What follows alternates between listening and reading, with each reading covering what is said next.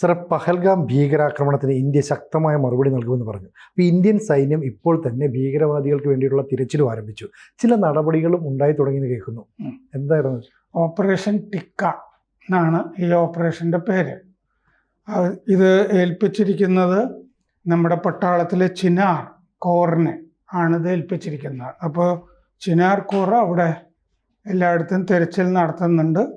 ഇന്നലെ ബാരാമുള്ളയിൽ ഊറി എന്നല്ല, അവിടെ 2 ഭീകരരെ തീർത്തു, ശരിപ്പെടുത്തി.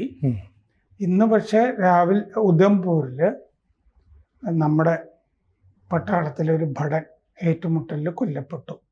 അപ്പോൾ അത് അവർ ഒളിച്ചിരിക്കുന്നു എന്നറിഞ്ഞിട്ട് പോയതാണ് പട്ടാളം. അപ്പോൾ അവർ ഒളിവിടത്തിൽ നിന്ന് വെടിവെച്ചു, ഏറ്റുമുട്ടലുണ്ടായി. ആ ഏറ്റുമുട്ടലിലാണ് നമ്മുടെ ഭടൻ കൊല്ലപ്പെട്ടിരിക്കുന്നത്. അപ്പോൾ ഓപ്പറേഷൻ ടിക്ക ഈ അവിടെയുള്ള ഒരു 100-ലധികം ഈ POKയിൽ നിന്നും നുഴഞ്ഞു കയറി വന്നവരുണ്ട് എന്നാണ് കണക്ക്. അവരെ ശരിപ്പെടുത്തുന്നത് വരെ തുടരും, ഒറ്റയ്ക്കൊറ്റയ്ക്ക്. നമ്മുടെ സൈനിക നടപടി അതിന് പിന്നാലെ വരും എന്ന് നമുക്ക് കരുതാം. അത് മുൻകൂട്ടി പറയാൻ പറ്റില്ലല്ലോ. അപ്പോൾ ഇത് നിയന്ത്രണ രേഖയ്ക്ക് അടുത്ത് ഉള്ള സ്ഥലങ്ങളിലാണ് ഇത് നടത്തുന്നത്. ആ 2 പേര് കൊല്ലപ്പെട്ടത് ബാരാമുള്ള ഊറി നലയിലെ സർജീവൻ എന്ന് പറഞ്ഞ ഗ്രാമത്തിൻ്റെ അടുത്താണ് അവരെ കൊന്നുകളഞ്ഞത്. LOCക്കടുത്ത് 2-3 പേര് ഇങ്ങനെ നുഴഞ്ഞു കയറാൻ ശ്രമിക്കുന്നു, LOC ക്രോസ് ചെയ്യാൻ ശ്രമിക്കുന്നു എന്ന് വിവരം കിട്ടിയിട്ടാണ് 2-3 അജ്ഞാത ഭീകരന്മാർ കടക്കാൻ ശ്രമിക്കുന്നു എന്നറിഞ്ഞിട്ടാണ് ഈ ചിന്നാർ കോറിലെ ഭടന്മാർ പോയത്. അങ്ങനെയാണ് വെടിവയ്പ്പിൽ 2 പേര് കൊല്ലപ്പെട്ടത് എന്ന് പറഞ്ഞാൽ ഭീകരന്മാർ. അപ്പോൾ ഈ സെർച്ച് ഓപ്പറേഷൻസും ഇവരെ ഉന്മൂലനം ചെയ്യുന്നതും അതാണ് ഈ ഓപ്പറേഷൻ ടിക്ക എന്നറിയപ്പെടുന്നത്. ഇപ്പോൾ അവിടുത്തെ തെരുവുകളൊക്കെ വിജനമാണ്. മറ്റേ നഗര പ്രദേശങ്ങളിലൊക്കെ പ്രതിഷേധങ്ങൾ അല്ലേ, കാൻഡിൽ ലൈറ്റ് പ്രകടനങ്ങൾ നടന്നിരുന്നു, മെഴുതിരി വെച്ചിട്ട്. കാരണം ഐക്യദാർഢ്യം താഴ്വരയിലാകെ ഉണ്ട്. പഴയ പോലെ ഈ വിഘടിച്ച് നിൽക്കുന്ന പരിപാടിയൊന്നും കശ്മീരിൽ കാണുന്നില്ല. ഇന്നലെ ദൃശ്യങ്ങളുമൊക്കെ കണ്ടതാണത്, ലൈവായിട്ട് കണ്ടതാണ്. ഈ ബുധനാഴ്ച കടകളൊക്കെ അടച്ചു, ഐക്യദാർഢ്യം പ്രഖ്യാപിച്ചുകൊണ്ട്. പിന്നെ ബാരാമുള്ള, ശ്രീനഗർ, പൂഞ്ച്, കുപ്വാര ഈ സ്ഥലങ്ങളിലാണ് മെഴുകുതിരി വഹിച്ചുകൊണ്ടുള്ള മാർച്ചുകൾ നടന്നത്. അഖ്നൂരിലെ ഘോദ് എന്ന് പറഞ്ഞ ഗ്രാമത്തിലും ഈ മെഴുകുതിരി വഹിച്ചുകൊണ്ടുള്ള പ്രതിഷേധം ഉണ്ടായിരുന്നു. അപ്പോൾ ഒരു ഗ്രാമത്തിലും ഐക്യദാർഢ്യം രൂപപ്പെട്ടു. വടക്കൻ കശ്മീരിലാണ് ഈ സംഭവങ്ങളൊക്കെ നടന്നുകൊണ്ടിരിക്കുന്നത്. ഈ 2 പേര് കൊല്ലപ്പെട്ടല്ലോ, ആ സ്ഥലത്ത് നിന്ന് 2 AK റൈഫിളുകളും പിന്നെ ഒരു പിസ്റ്റളും പിന്നെ മറ്റേ എക്സ്പ്ലോസീവ് ഇല്ലേ, IED എക്സ്പ്ലോസീവും പിടിച്ചെടുത്തിട്ടുണ്ട് അവിടെ നിന്ന്. അപ്പോൾ ഈ AK-47 ഉണ്ട് എന്ന് പറഞ്ഞു കഴിഞ്ഞാൽ അത് പാകിസ്ഥാൻ പട്ടാളമാണ് എന്നറിയാം. പിന്നെ M4 ഒരാളുടെ കയ്യിൽ, ആ 4 പേരുടെ ചിത്രം പുറത്തിറങ്ങിയിട്ടുണ്ടല്ലോ, അതിലൊരാളുടെ കയ്യിൽ അമേരിക്കൻ ഇതാണുള്ളത്, തോക്ക് M4. അത് അഫ്ഗാനിസ്ഥാനിൽ ഇട്ടിട്ട് പോയില്ലേ കുറെ ആയുധങ്ങൾ, താവളം ഉപേക്ഷിച്ച് പോയപ്പോൾ അത് കിട്ടിയതാണോ എന്ന് സംശയമുണ്ട്. ഉധംപൂരിൽ നമ്മുടെ ഒരു ഭടൻ കൊല്ലപ്പെട്ടത് വൈറ്റ് നൈറ്റ് കോറിലെ ഭടനാണ്. വസന്ത് ഗഡിലായിരുന്നു. വസന്ത് ഗഡ് എന്ന് പറഞ്ഞ ഗ്രാമത്തിലാണ് അത് സംഭവിച്ചത്. വൈറ്റ് നൈറ്റ് കോറിലെ ഭടനായിരുന്നു. അപ്പോൾ പിന്നെ ആസിഫ് ഫൗജി, സുലൈമാൻ ഷാ, അബു തൽഹ 3 പേര് അവരുടെ രേഖാചിത്രം വരച്ച് 4 പേരുടെ പടം ഇറക്കിയതിൻ്റെ അകത്ത് ഒരാള് കഴിഞ്ഞ കൊല്ലം കൊല്ലപ്പെട്ടതാണ്. ആ 4 പേരുടെ ചിത്രമില്ല, അതിൽ ഒരാള് കൊല്ലപ്പെട്ടതാണ്. അയാളുടെ ഫോണിൽ നിന്ന് കിട്ടിയതാണ് ഈ 4 പേര് ഒരുമിച്ച് നിൽക്കുന്ന ചിത്രം. അപ്പോൾ ഈ പൈൻ മരങ്ങൾക്കിടയിൽ നിന്നാണ് ഇവര് ബൈസറണിൽ മറ്റേ ടൂറിസ്റ്റുകൾക്കിടയിലേക്ക് പാഞ്ഞ് ചെന്നത്. ഓരോരുത്തരെ പറ്റിയും വിവരം കിട്ടുന്നതിന് 20 ലക്ഷം രൂപ ഇനാം പ്രഖ്യാപിച്ചിട്ടുണ്ട്. അപ്പോൾ ചിനാർ കോർ ഈ LOCക്ക് അടുത്ത് ഇപ്പോൾ 42, അതായത് നമ്മുടെ LOCക്ക് അടുത്ത് POK ഭാഗത്തുമൊക്കെ ആയിട്ട് 42 ടെററിസ്റ്റ് ലോഞ്ചിങ് പാഡുകൾ ഉള്ളതായിട്ട് ഇന്റലിജൻസ് വിവരം കിട്ടിയിട്ടുണ്ട്. എന്ന് പറഞ്ഞാൽ 42 പരിശീലന ക്യാമ്പുകൾ, താവളങ്ങൾ, പരിശീലന ക്യാമ്പുകൾ, ഈ ഭീകരരെ പരിശീലിപ്പിക്കാനുള്ള 42 ക്യാമ്പുകൾ, ടെററിസ്റ്റ് ക്യാമ്പുകൾ POKയിൽ ഉണ്ട്. ഈ നിയന്ത്രണ രേഖയുടെ അപ്പുറത്ത് 130 ഭീകരര് ആ ക്യാമ്പുകളിൽ ഉണ്ട് എന്നാണ് ഇന്റലിജൻസിന് ഇപ്പോൾ പഹൽഗാം ഇതിനൊക്കെ ശേഷം കിട്ടിയിട്ടുള്ള വിവരം.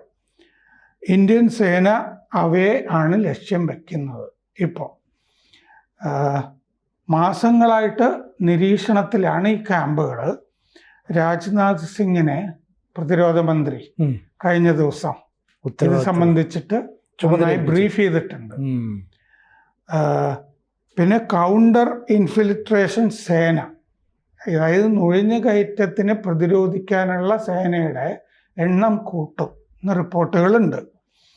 ഈ പരിശീലനം കിട്ടിയ ഭീകരര് 150 മുതൽ 200 വരെ ഉണ്ട് ഈ കശ്മീർ താഴ്വരയിലേക്ക് നുഴഞ്ഞു കയറിയിട്ടുണ്ട് എന്നാണ് വിവരം. പാകിസ്ഥാൻ പട്ടാളമാണ് പരിശീലനം കൊടുക്കുന്നത്. ഈ ബറ്റാലിൻ്റെ അടുത്തിടെ ഈ ഭീകരരെ കണ്ടിരുന്നു, പരിശീലനവും കൊടുത്തിരുന്നു. ബറ്റാലിൻ്റെ അടുത്ത്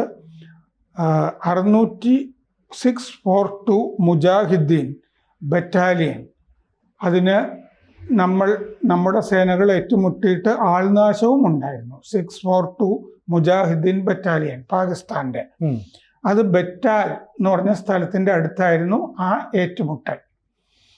ഹിസ്ബുൽ മുജാഹിദ്ദീൻ, ജെയ്ഷെ മുഹമ്മദ്, ലഷ്കർ-എ തൈബ ഇവരുടെ ഭീകരരാണ് ഈ നുഴഞ്ഞു കയറുന്നത്. ഈ ലോക്കൽ ഭീകരർ ആ നാട്ടിൽ നിന്നുള്ളവർ 17 പേരാണ് ഇവരെ സഹായിച്ചിട്ടുള്ളതും ഒക്കെ സഹായിക്കുന്നതും. ഇത്രയും പേര്. ഏറ്റവും കൂടുതലുള്ളത് ബാരാമുള്ള മേഖലയിലാണ്. 14 പേര് 9 ഏറ്റുമുട്ടലുകളിലായിട്ട് അവിടെ കൊല്ലപ്പെട്ടിട്ടുണ്ട്. പ്രത്യേകിച്ച് ഈ ഊറി ഭാഗങ്ങളിലുമൊക്കെ. ഈ JNKയിൽ ജമ്മു കാശ്മീരിൽ പാകിസ്ഥാൻ ഈ വർഷം 2025 3 തവണ വെടിനിർത്തൽ ലംഘിച്ചിട്ടുണ്ട്. ഇന്ത്യയും പാകിസ്ഥാനുമായിട്ടുള്ള വെടിനിർത്തൽ 3 തവണ ലംഘിച്ചിട്ടുണ്ട്. 5 ഭീകരർ കൊല്ലപ്പെടുകയും ചെയ്തു ഈ കൊല്ലം. 70 ഭീകരർ കശ്മീർ താഴ്വരയിൽ ഉണ്ട് എന്ന് കണക്കാക്കുന്നു. 60-65 പേര് ജമ്മു മേഖലയിലും ഉണ്ടെന്ന് കണക്കാക്കുന്നു. രജൗരി, പൂഞ്ച് മേഖലകളിലൊക്കെ ഇവരുണ്ട്. 115 പേര് പാകിസ്ഥാൻ ഭീകരരും ഉണ്ടെന്ന് കണക്കാക്കുന്നു. ഈ 42 പാകിസ്ഥാൻ ഭീകരന്മാർ കൊല്ലപ്പെട്ടിട്ടുണ്ട്. ജമ്മുവിലെ 5 ജില്ലകളിൽ ഭീകരന്മാരുണ്ട്. ജമ്മു, ഉധംപൂർ, കത്വ, ധോഡ, രജൗരി. അപ്പോൾ ഈ ഉധംപൂർ ജമ്മുവിലാണ്. അവിടെയാണ് നമ്മുടെ ഒരു ഭടൻ ഇന്ന് കൊല്ലപ്പെട്ടിരിക്കുന്നത്.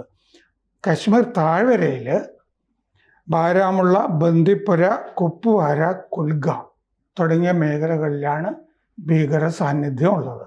അപ്പോൾ ഓപ്പറേഷൻ ടിക്ക സജീവമായിട്ട് നടക്കുന്നു. സാർ, ഇപ്പോഴും ഒരു സംശയം പറയാം. നമ്മൾ കഴിഞ്ഞ ഒരു നവംബർ, ഡിസംബർ, ജനുവരി മാസങ്ങളിൽ അതികഠിനമായ ശൈത്യമുള്ള സമയത്താണ് ഈ പാകിസ്ഥാനിലെ തീവ്രവാദികൾ കാശ്മീരിലേക്ക് കയറി വരുന്നത്. അപ്പോൾ അവിടെയുള്ള ആളുകളുടെ ഒരു സഹായമില്ലാതെ അവർക്ക് വേഷപ്രച്ഛന്നരായി നടക്കാനോ അല്ലെങ്കിൽ അവിടെയുള്ള ആളുകളുമായിട്ട് ഇടപഴകി നടക്കാനോ ഒന്നും കഴിയില്ല. മാത്രമല്ല, ഈ കുതിരസവാരി നടത്തുന്ന ആളുകളുടെ പിന്തുണയില്ലാതെ അവിടെ സെക്യൂരിറ്റി കുറവുള്ള സമയത്തേക്ക് അവിടെ ചെന്ന് കയറാൻ ഇവർക്ക് പറ്റില്ല. അപ്പോൾ അത്തരത്തിൽ ചില മറച്ചുവെക്കലുകൾ അവിടെ നടക്കുന്നില്ലേ? പ്രാദേശിക എന്ന് പറഞ്ഞാൽ ഉദ്ദേശിച്ചത് ഈ പ്രാദേശിക സഹായത്തിന്റെ കാര്യമാണ്. അതെ അതെ, അത് കിട്ടുന്നുണ്ട്. അത് പല തരത്തിലാണ്. എന്താന്ന് വെച്ചാൽ ഈ കത്വ എന്ന് പറഞ്ഞ മേഖലയിൽ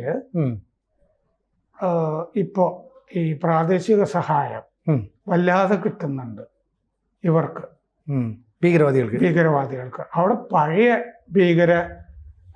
നാടൻ പ്രാദേശിക ഭീകരന്മാരെ ഒരു കേന്ദ്രമാണത്. 30 കൊല്ലം മുമ്പും ഒക്കെ ഉള്ള ആളുകളൊക്കെ ആ ഭാഗത്തൊക്കെ ഉണ്ട്. ഈ ബാരാമുള്ള ഇങ്ങനത്തെ പ്രദേശങ്ങളുണ്ടല്ലോ, താഴ്വരയിലെ കുപ്വാര, കത്വ, ദോഡ, ഈ ജമ്മുവിലെ. മറ്റേത് താഴ്വരയിൽ ബാരാമുള്ള, ബന്ദിപ്പുര, കുപ്വാര, കുൽഗാം, ഇവിടുന്നൊക്കെ ഭീകരത അങ്ങനെ ഒഴിഞ്ഞു പോയിട്ടൊന്നുമില്ല. പിന്നെ ഈ കുതിര എന്ന് പറഞ്ഞില്ലേ, അതെ അതെ, അത് 500 കുതിരകളൊക്കെ ഉണ്ട് ഈ അവിടെ. 500 കുതിരകൾ ഒന്നിച്ച് ആണ് ഈ സവാരിയൊക്കെ ചെയ്ത് ഇങ്ങനെ വെച്ചുകൊണ്ടിരിക്കുന്നത്. അപ്പോൾ ഇങ്ങനത്തെ ലോക്കൽ ഏരിയയിലുമൊക്കെ കഴിഞ്ഞ ദിവസം ചർച്ച ചെയ്യുമ്പോൾ തന്നെ നമ്മൾ പറഞ്ഞിരുന്നു, പല പത്രപ്രവർത്തകരും ആ ജോലി രാജിവെക്കുകയുണ്ടായി ഇവരുടെ ഭീഷണി കാരണം, ഭീകരരുടെ. അപ്പോൾ അവിടുത്തെ നാട്ടുകാർക്കും വലിയ ഭീഷണി ഉണ്ടാവുമല്ലോ. കാരണം എപ്പോഴും അവരെ സംരക്ഷിക്കാനായിട്ട് അവിടെ പട്ടാളം ഉണ്ടാവില്ല. ബാക്കി പ്രദേശങ്ങളിലൊക്കെ 50 കിലോമീറ്റർ ചുറ്റളവിലുമൊക്കെ പട്ടാള ക്യാമ്പൊക്കെ ഉണ്ട് നമുക്കറിയാം. അപ്പോൾ അതുകൊണ്ട് ഇവർ സമ്മർദ്ദത്തിന് വഴങ്ങി അവരെ സപ്പോർട്ട് ചെയ്യുന്നു എന്നാണോ സാർ പറയുന്നത്? അതെ, പേടിച്ചിട്ട് അല്ലേ? പേടിച്ചിട്ട് സപ്പോർട്ട് ചെയ്യാതിരിക്കാൻ വയ്യ. അല്ലാതെ അവരോട് ഐക്യദാർഢ്യം ഉണ്ടായിട്ടൊന്നുമല്ല. പിന്നെ ടൂറിസത്തിൽ നിന്നാണ് അവിടുത്തെ ആളുകളുടെ ഉപജീവന മാർഗം. ടൂറിസ്റ്റുകൾ വരുന്നു ഇങ്ങനെ കുതിര സവാരിയൊക്കെ ആയിട്ട്. അപ്പോൾ തട്ടിക്കളി എന്ന് പറഞ്ഞു കഴിഞ്ഞാൽ ഈ നുഴഞ്ഞു കയറ്റക്കാർ സ്ഥിരമായിട്ട് അവിടെ വരുന്നുണ്ട്. അവിടെ അവർക്ക് പ്രാദേശിക സഹായം ഉണ്ട് താൻ. എന്തായാലും ഓപ്പറേഷൻ ടിക്ക ഒരു വൻ വിജയമാകും. ഇതിനകത്ത് ഏകദേശ തീരുമാനം അവരുണ്ടാക്കുമെന്ന് തന്നെ പ്രതീക്ഷിക്കാം. അതുണ്ടാവും. കൂടുതൽ വാർത്തകളും വിശേഷങ്ങളും നിങ്ങളിലേക്ക് എത്താൻ ABC മലയാളം സബ്സ്ക്രൈബ് ചെയ്യുക, ബെൽബട്ടനും അമർത്തുക.